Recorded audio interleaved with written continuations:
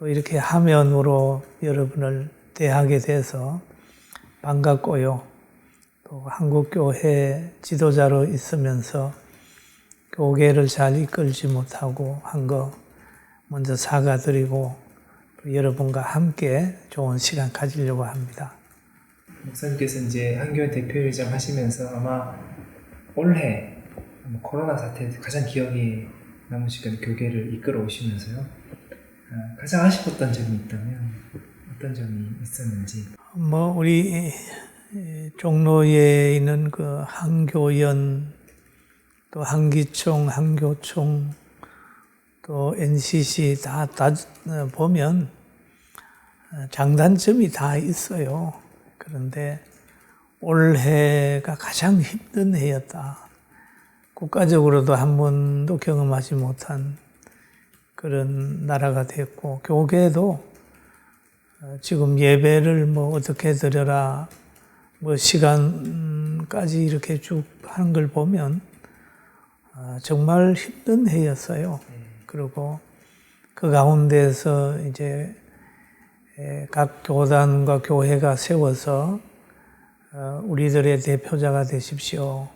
그리고 정부하고 관계도 좀 잘해서 한국교회 보호해달라고 이렇게 대표자로 뽑아줬는데 그 역할을 좀 잘 못한 부분들이 있습니다. 첫째는 하나 되지 못한 부분들이 하나의 약점이고, 또 한 가지는 한교연이 사실 잘 품어서 한교총이 태어나지 않게 해야 되는데 한교총이 지금 태어났잖아요.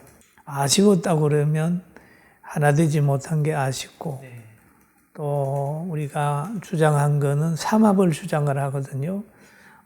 연합하고 화합하고 통합하는데 우리 통합만을 힘쓰는 게 아니라 비록 떨어져 있으면서도 같은 조직 속에 안 들어와도 복음으로 하나 되면 되는데 그것이 지금 잘 안 되고 있어서 안타깝다, 이렇게 보고 있습니다. 반면에 좀 그래도 보람되고 기억에 남는 또 일도 있을 텐데.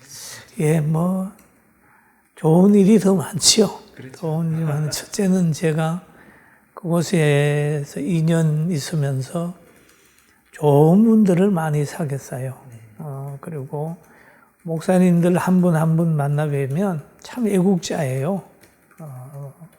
그리고 한국교회 내면의 세계를 깊이 깨닫는, 그걸 알게 되고, 또 정부가 교회를 향하여 하는 것들도 또 알게 되고, 그러므로 인하여 제 자신이 얼마나 약한 사람이다 하는 거, 부족한 사람이다 하는 것도 이번에 더 많이 깨달았어요.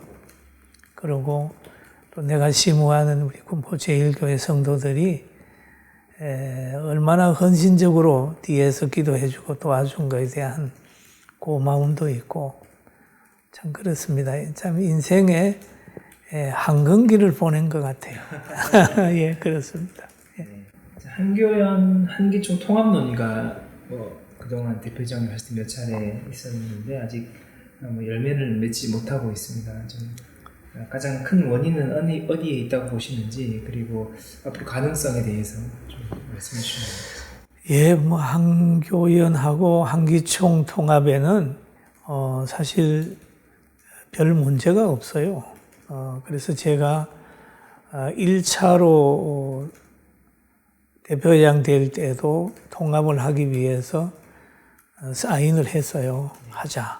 이제 서로 같이 있어야 될 이유가 없다 하고 했는데, 또 한기총에서 우리 멤버들이 좀 싫어하는 이단 문제로 조금 일방적으로 움직이다가 보니까 지난 8대에서는 좀 시기상조다라고 하는 의견 때문에 미루었지요. 그래서 두 번째 제가 9대에서는 스도 마찬가지 초기에 아주 초기에 전 목사가 내려와서 통합하자 그래가지고 하자고 사인을 했죠. 그리고 3월 달인가요? 그때 날짜는 정확하게 기억이 안 됩니다만은 총회 날짜를 잡았어요. 연합총회. 예, 그래서 준비하는 가운데 전 목사가 구속이 돼버렸어요. 한 3, 4일 남겨두고. 그래가지고 그게 그만 물 건너간 겁니다. 예, 그래서 한기총과 한교연은 앞으로 그쪽이 정상이 되고 그러면 자연적으로 하나 돼야 된다. 따로따로 뭐 있어야 될 이유가 없잖아요. 지금 이제 정광훈 목사님 얘기가 나왔는데요. 이제 구속돼서 재판을 이제 뭐 몇 가지 혐의가 있어서 재판을 받고 있는데 한기총 대표회장도 사표를 내시고 이제 물러나셨는데 참 한 2년 정도인가요? 한참 이제 광화문에서 세를 모으시고 반정부 투쟁을 한기총 대표회장 이름으로 이렇게 해오시면서 교계 안에서도 전 목사에 대한 평가가 극명하게 엇갈렸는데 목사님은 지금 뭔가 전 목사에 대한 평가를 한 번은 내려야 되지 않나 한국교회가 좀 어떻게 그 평가를 어떻게 좀 교계가 전 목사에 대한 입장 정리를 좀 어떻게 했으면 좋겠는지 조언해 주신다면. 사실 전 목사를 평가하기 전에 우리가 이런 걸 한번 생각해 봐야 돼요. 만약에 과거에 일제강점기에 주기철 목사님 평가를 그때 내리는 거하고 지금 내리는 거하고 많은 차이가 있겠지요. 예? 그런 것처럼 지금 성급하게 그분에 대해서 뭐 이게 잘못하고 이게 잘했고라고 하는 평가를 내리기는 좀 일러요. 이러고 또 한 가지는 전 목사가 저렇게 되는 것은 원인 제공자도 한 번쯤 짚어줘야 돼요. 왜 저 사람이 저렇게 됐는지 원인 제공자. 그렇잖아요? 그냥 뭐 강압 집회를 했는데 그게 원인이 없이 되겠어요? 그죠? 원인 제공도 있어요. 근데 우리는 보면 원인 제공을 다 빼버리고 행위만 가지고 이 얘기를 하다가 보니까 그 사람의 약점만 들추게 되는 거거든요. 그러면 이런 것들은 길을 가다가 좌우를 살펴야 되는 것처럼 그가 주장하는 게 뭔지 또 그가 원하는 게 뭔지를 한번 봐야 됩니다. 진정한 우리가 민주주의의 특징은 사실 모든 입법, 사법, 행정부가 국민의 행복을 추구해야 되거든요. 나라의 안보 이런 걸 지켜주는 것이 민주주의의 하나의 씨잖아요. 그죠? 뿌리인데 그래서 헌법에도 보면 모든 권력은 국민으로부터 나와야 되거든요. 예? 그러면 국민들이 그렇게 많이 주장을 했으면 그 국민의 소리를 들어야 되는 거.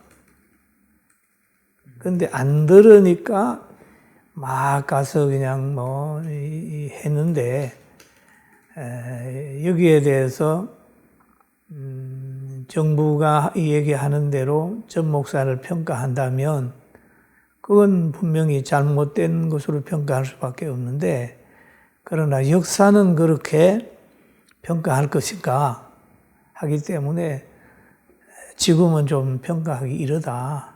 목사님 말씀 좀 정리해보면 아직은 전 목사를 평가하기엔 좀 이르고 역사적 평가에 맡겨야 된다. 다만 그러나 일방적으로 전 목사에 대해서 비판만 할 게 아니고 그가 왜 저렇게 한 2년 가까이 이렇게 반정부 투쟁을 했는지에 대해서도 한번 선입견 없이 생각해 볼 필요도 있다. 있다. 그렇죠. 선입견 없이 생각해야 되고, 또 한 가지 우리가 봤을 때 저가 신앙 양심을 가지고 그렇게 많은 사람들이 두려워하고 가기 싫은 감옥에서라도 굽히지 않고 있는 모습들은 우리가 신앙적으로 보면 귀해요.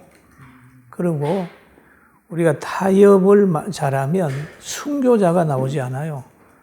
기독교 역사에는 순교자들이 있잖아요. 그죠? 근데 뭐 자꾸 이렇게 저렇게 타협하고 그러면 순교자 없는 기독교가 있어요.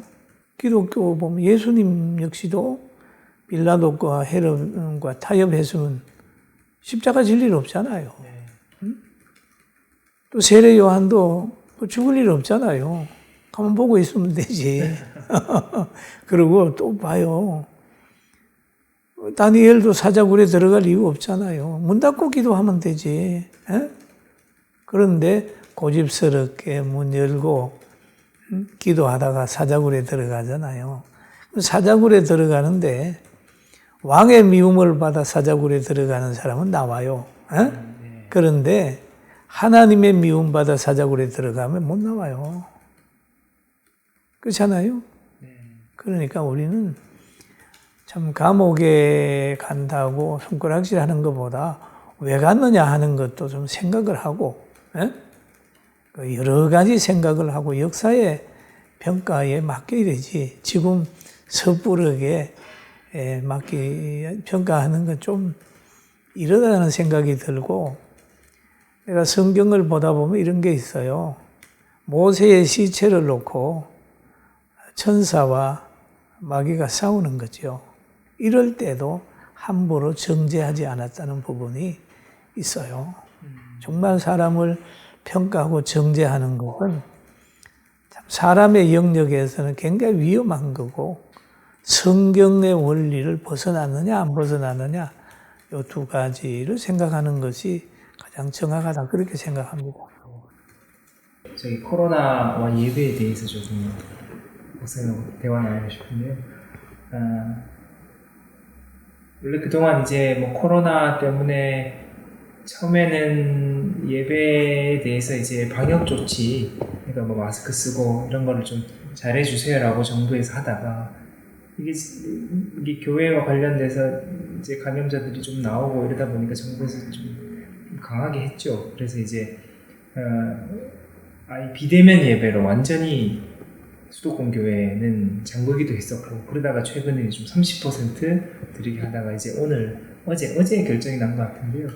이제 1단계 이제 치료도 적용한다고, 그때는 이제 교회에서는 뭐 50% 정도까지 지금 이런 상황인데, 정부 이런 조치를 어떻게 받아들여야 될지, 교회가, 그리고 앞으로 교회가 이런 상황에서 어떻게 좀 대처를 해야 될지, 두 가지 한번. 예. 지금 정부가 교회에 대해서 내린 조치는 그건 종교의 자유 침해예요. 그리고 뭐 30%다 뭐 얼마다 이렇게 대면 예배 금지다라고 하는 얘기는 사실 있으면 안 되는 얘기예요, 그게.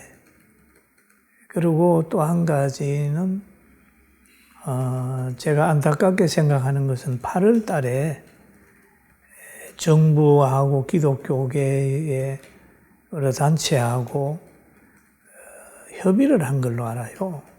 그래서 거기에 뭐 대표라고 하는 사람이 나가서 그 대면 예배 금지에 대해서 그 허락을 한 것 같아요. 허락보다는 좀 이상합니다만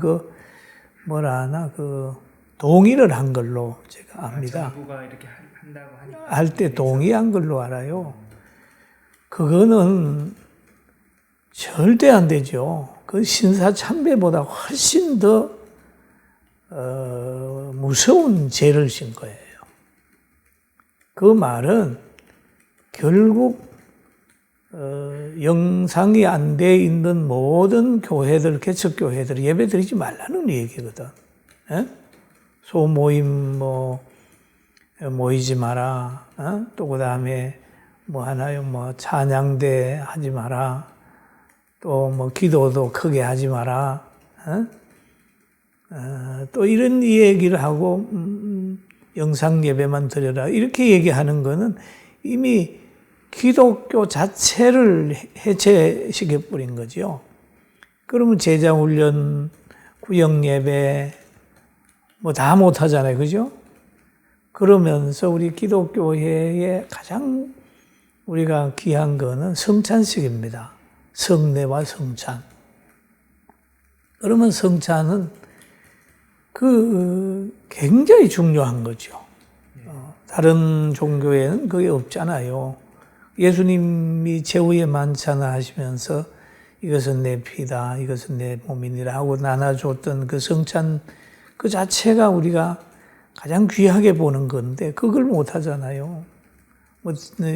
비대면 예배하면서 그걸 할 수 있나요? 그 영상에 대고 이건 내 떡이다, 이거 잔이다, 그럼 마실 수 없잖아요. 그게 안 된단 말이에요. 그리고 또, 재물 없는 예배의 요소 가운데 찬양도 있고, 기도도 있고, 말씀도 있지만은 연보가 있잖아요. 예배 드리는 연보. 그 연보도 드리는데 재물 없는, 희생 없는 예배가 될 수 있잖아요. 그죠? 그러니까 우리가 비대면 예배라고 하는 말을 하지만 그 예배라고 볼 수는 없는 거죠. 그냥 큰 교회에서 그 목사님들이 생각 없이 비대면 예배 그런데 그 예배라고 볼 수는 없어요. 예배라고 볼 수 없고 또 제가 신학적으로 봐도 그거를 예배라고 얘기하는 사람은 좀 궁색하죠. 그렇게 보고 또 30% 50% 얘기하는 말도 안 되는 거죠. 생각해 보세요. 지금 전철 타고 1시간, 2시간 같이 가는데 그것도 30% 50% 됩니까? 왜냐하면 법이라고 하는 것은 일반적이어야 되고 상식이거든요. 상식을 벗어난 그런 조치에 대해서 어떻게 동의합니까? 그리고 만약에 30% 20% 50% 가지 말고 교회가 1차에는 모든 기관들이 다 이렇게 하니까 철저하게 좀 해주시길 바랍니다. 그리고 나라와 민족을 위해서 기도해 주세요. 라고 하는 그런 얘기를 하면 오히려 정부도 좋고 성도들도 좋고 모든 게 잘 풀릴 텐데 왜 꼭 기독교만 찍어가지고 이렇게 해라 예배 방법까지 타치하는 그런 악수를 뜨는지 난 모르겠어요. 오히려 나는 내가 이제 담임 목사가 되고 또 이 성민원도 운영하다 보면 내 생각하고 전혀 다른 일들이 이제 시설에서 일어날 수도 있죠. 그런데 50명, 30명 모여라 이거는 나는 대통령과 총리 생각은 아닌 것 같아요. 그런데 가운데서 누가 교회를 잘 아는 사람이 교인을 한 30% 줄여야 되겠다 라고 하는 의도 가지고 좀 이렇게 하지 않았나 하는 생각이 있죠. 그래서 진정 지도자들은 밑에 정책을 어떻게 펴는 사람들을 한번 사상이나 신앙관이나 돌아봤으면 좋겠다라고 하는 그런 생각을 하고 있습니다. 네, 굉장히 불합리하고 상식에서 벗어나는 정부 조치다 이렇게 지금. 그럼요. 그럼 이게 말이 됩니까? 왜냐하면 저게 지금 이동욱 교수가 의사 되는 분이 말씀한 거를 제가 들어보면 우리나라 코로나가 오게 된 모든 것들을 잘 얘기를 했더라고요. 그렇게 얘기를 하는데 모든 문제를 교회에다가 다 뒤잡아 씌워버리면 상식적으로 안 맞지요. 근데 이제 정부가 교회 예배에 대해서 가이드라인을 정해주고 뭐 예배당 좌석수의 몇 프로만 현장 예배를 드릴 수 있다 이렇게 하는 것이 지금 이렇게 된 상황이 어쨌든 감염을 좀 줄여보자라는 건데 이런 전염병 상황에서도 어쨌든 정부가 원칙적으로 종교의 자유 영역의 이 예배 문제에 대해서는 그렇게 하면 안 된다는 게 이제 어쨌든 목사님의 원칙이시잖아요. 그러니까 이게 상황에 따라서 교회에서 많이 나오니까 그러니까 정부 입장은 혹은 뭐 정부 입장을 좀 지지하는 분들은 어쨌든 교회에서 많이 나오지 않았느냐 뭐 그게 사실이든 뭐 어쨌든 언론에서도 그렇게 나오고 해서 좀 정부가 이렇게 좀 하는 것을 따라야 되는 거 아니냐 뭐 이런 입장. 사실 교회가 신자들이 국법을 따라야 돼요. 규칙을 따라야 돼요. 따라야 되지만 차별해서는 안 되는 거죠. 왜냐하면 종교차별, 종교차별하잖아요. 불교나 그럼요. 천주교는 이렇게 조치하지 않았는데. 그렇죠. 차별하지 않잖아요. 그리고 상식적으로 교회에서 코로나가 감염됐다는데 일주일에 한 번 와서 한 시간 앉았다가 가는데 교회 왔다 간 것이 코로나 감염됐다. 아니 식사도 안 하고 가는데 뭘 감염됩니까? 그거는 억지야. 그걸 동의 못하니까 제가 이런 얘기를 하는 거죠. 동의 못하죠. 그러니까 지금 어쨌든 정부가 새로운 이제 사회적 거리두기 개편안을 5단계, 1단계부터 3단계까지인데 중간에 1.5, 2.5 있으니까 5단계로 해서 이제 각 단계마다 이렇게 저렇게 하겠다고 이렇게 일종의 이제 예고 비슷한 걸 이렇게 해놨는데 어떻게 할까요? 앞으로 이제 이거를 뭐 따라야 될지 교회로서는 앞으로 어떻게 대응해야 될지 좀 가이드라인을 좀 주시면. 그 가이드라인을 잠깐 보면은 1.5단계가 되면은 교회는 70%를 줄이고 또 식사 안 되고 몇 가지 얘기를 하는데요. 그게 말도 안 되는 게 다른 식당도 되고 PC방도 되고 다른 데는 다 하면서 교회만 이렇게 얘기를 해버리면 교회가 그보다 더 위험 지역이냐? 그건 아니죠. 그거는 오히려 과도하게 꼭 교회만 그렇더라고. 한번 제가 자세히는 보지 않았지만 한번 보세요. 조금 정부도 너무 교회 개신교만 종교 차별한다는 지적을 의식해서인지 사실 이번 그 단계별 어떤 거는 교회만 특정하지는 않고 어쨌든 불교, 천주교 다 공히 이렇게 적용되긴 하더라고요. 아, 그렇습니까? 종교 활동이라고 이렇게 명시를 해놨더라고요. 그런 점에 있어서는 조금 의식. 그렇죠. 예. 아니, 보세요. 오리는 물에서 놀고 닭이 육지에서 걸어 다니지 않습니까?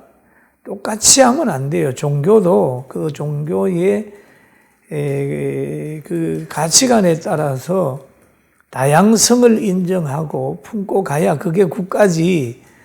그냥 획일적으로 자기들이 선을 그어가지고 하는 거는 아니죠. 그러니까 실제로 종교, 그러니까 불교든 개신교, 천주교든 공이 똑같은 기준을 적용했다고 하지만 그러나 종교마다 특징이 또 다르기 때문에 그럼요. 같은 기준을 적용했다 하더라도 피해는 제각각일 수도 있다는 얘기. 그러니까 개신교가 제일 피해를 보는. 우리가 제일 피해 보지요. 예를 들어서 동문회를 만들어 놓잖아요. 만들어 놓고 닭을 집어넣고 하면 독수리도 집어넣으면 제일 피해는 독수리입니다. 독수리는 하늘을 날아야 되잖아. 닭은 기어다니면 되잖아요. 그러니까 우리가 동일하게 종교 이해하는데 우리가 이제 우리나라에도 7대 종단 회의가 있을 거예요. 그게 결의하면 기독교가 7분의 1이라고 생각해 봐요. 그게 결의되는 거는 기독교 100% 손해죠. 뭔가 좀 너무 획일적으로 하기보다는 교회 배열, 불교 배열 이렇게 좀 여건에 맞게 좀 그럼요. 심하게 해줬으면 좋았을 뻔했다. 그럼요. 예, 그럼 앞으로 이제 많이 이제 참 예배가 어려워지고 어쨌든 그렇게 될 텐데 이거는 참 장기적인 얘기일 수도 있는데 앞으로 이 참 전염병이 뭐 일시적으로 끝날 것 같지는 않고 계속 될 텐데 교회는 어떻게 좀 해야 될까요? 사실 이 모든 것들이 하나님의 계획 속에 있는지도 몰라요. 우리는 그동안 우리가 물량주의에 빠지고 너무 좀 세속주의에 빠져서 하나님이 정신 차리라고 주는 환경인지도 모르는 거예요. 꼭 그렇다는 게 아니라 참 하나님께서는 노아 홍수도 보내고 또 여러 가지 보냈지만 이거 역시도 한국 교회 입장에서는 정부만 나무랄 게 아니라 우리가 이 환경을 어떻게 불러왔는지 또 한번 생각을 해보고 회개하고 이번에 연단 기간으로 받는 것이 오히려 한국 교회 입장에서는 괜찮습니다. 그리고 또 지금 뭐 누가 그러더라고요. 알곡과 죽정이가 갈라지는 곳이다.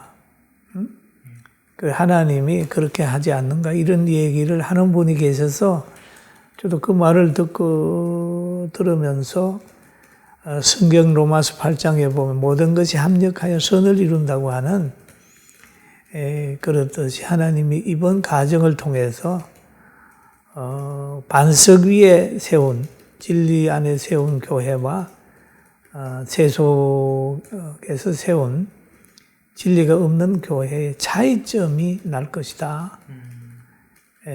그렇기 때문에 우리가 경고망동하게 행동하지 않고 묵묵히 참으면서 그렇게 회개하며 성경으로 돌아가는 운동을 지금 제 나름대로는 하고 있습니다.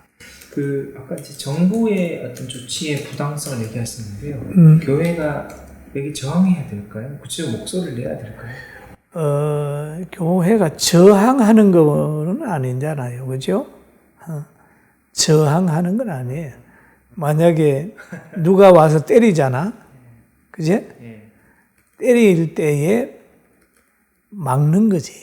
안 맞으려고 하는 것은 저항이 아니고 정당방위잖아요. 우리는 기독교가 정치 집단이 아니기 때문에 저항하는 거 아니에요. 부당하다고 하는 이 얘기는 이거는 복음을 지키려고 하는 몸부림이지 정부를 공격하는 건 아닙니다. 그러면 그냥 지금 말씀 구체적으로 이제 교회가 이 정부 조치를 그냥 순종해서 따라가야 되는 건 아니지요. 어떻게 해야 되나? 내가 볼 때는 교회는 교회로 가야 되죠. 왜냐하면 다 우리 한국교 100% 거리두기 하고 마스크 쓰고 최대한 법을 지키면서 예배 잘 드려야 되죠. 예배는 양보하면 안 된다. 예배는 지키라. 그리고 또 정부에서 하라 그러니까 보면은 뭐 지도자들이 굴종하잖아요. 정부가 뭐 하는데 들어야 된다.